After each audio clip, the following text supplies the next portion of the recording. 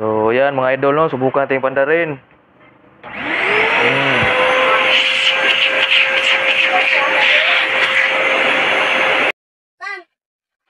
Yo, what's up mga idol, no? Ngayon may gagawin tayo.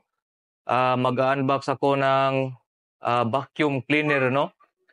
So, nandito na mga idol, no? Actually, na-check na to kanina doon sa tindahan nila, no?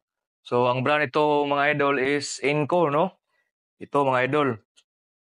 So, meron naman tayong iba't ibang mga gusto mga idol, pero sa Inco mga idol, marami silang mapipilian doon na mga klase ng vacuum cleaner, no? So, ito yung nagustuhan ko. Dito na ka lang. So, itong Inco na 12 liters, ang code niya mga idol is BC12121, no? 1-1. So, ariyan. So, ito yung napili ko doon mga idol, no? So, direct na to sa kanilang sa kanilang tindahan mga idol, no? So, dito may kasama ng 1.5 meter na flexible hose.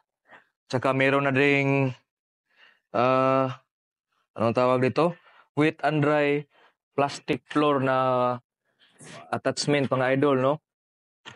Tsaka meron din siyang mga roller. Ito mga idol. So meron din siyang extension para sa kanyang hose, no? Sa kanyang holder ng attachment.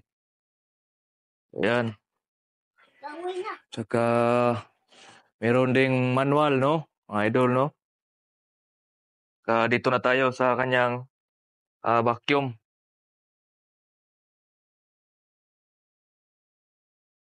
Ayan mga idol, no? So dito,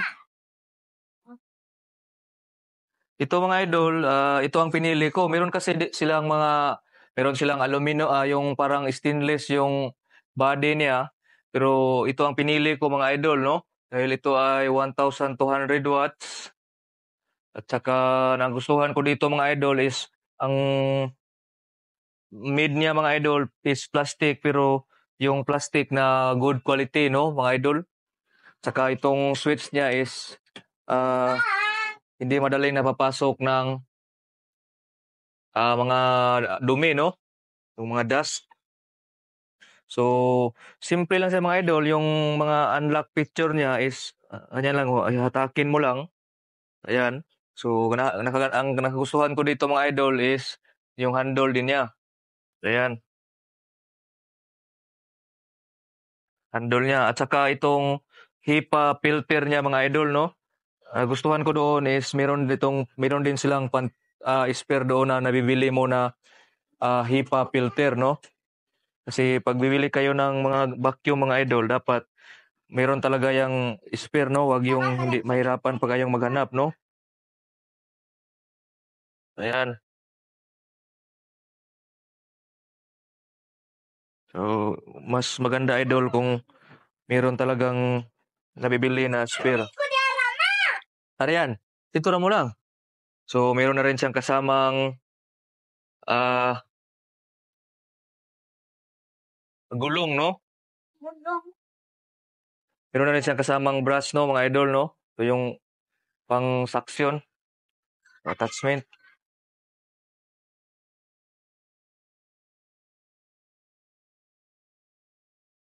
Wala pala siyang kasamang dust bag, no? Okay. Lang. Ayan, no? Ayan ang gustuhan ko dito. So, subukan nating ilagay itong gulong niya. Balik pa na mo pa? No. So, walang brake. So, stationary yung gulong niya.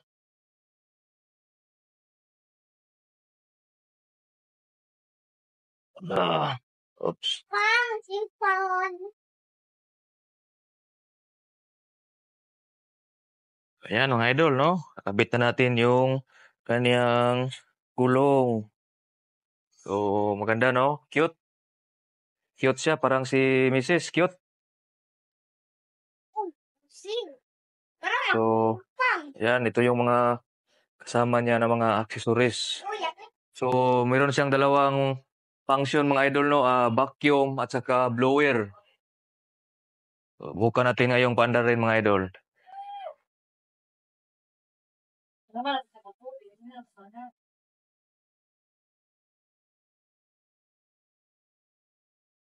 Bukan natin to.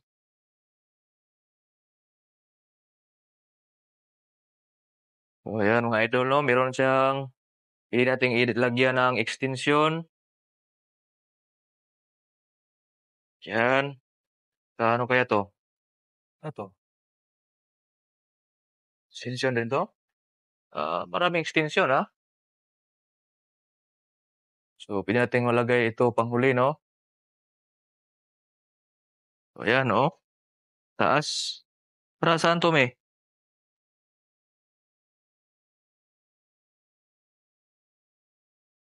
Ayan. So, subukan nating pandarin.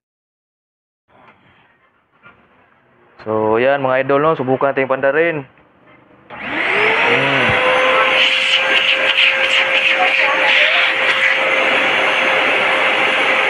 Ano to?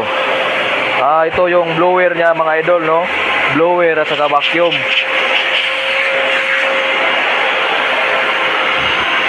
No? Oh?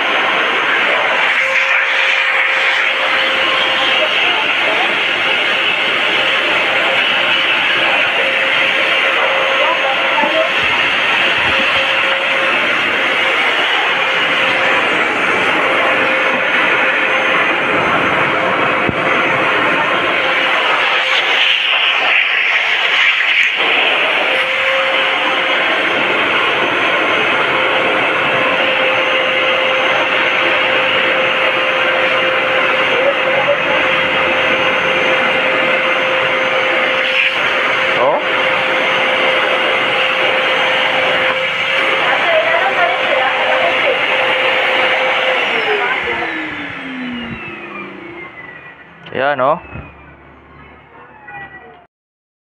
So, ayan mga idol, no? Kitang-kita nyo yung kanya, no? No, sinubukan natin, no?